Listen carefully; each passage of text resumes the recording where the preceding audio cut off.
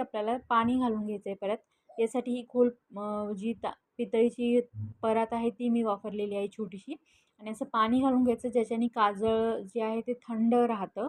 आणि इथे ओव्हरनाईट याला ठेवलं आणि दुसऱ्या दिवशी मग त्याच्या जी काजळी जमा होते ती काजळी मी अशी एकत्र करून घेतलेली आहे।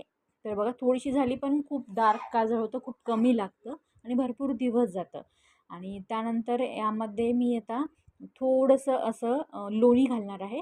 तर माझी वहिनी म्हणते की लोणी घातल्याने ते घट्ट राहतं, पातळ होत नाही, शिवाय डोळ्याला पण चांगलंच आहे। त्यामुळे थोडंसं लोणी पहिले घ्यायचं आणि ते मिक्स करून घ्यायचं आहे।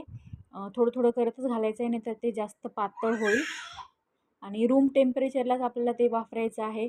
आणि त्यासाठी इथे मी छोटीशी डबीसुद्धा आणलेली आहे। आणि हळूहळू करून ते तुम्ही चमच्याच्या किंवा हाताच्या सहाय्याने तुम्हाला जसं वाटेल तसं ते मिक्स करून घ्यायचं आहे। छान मिक्स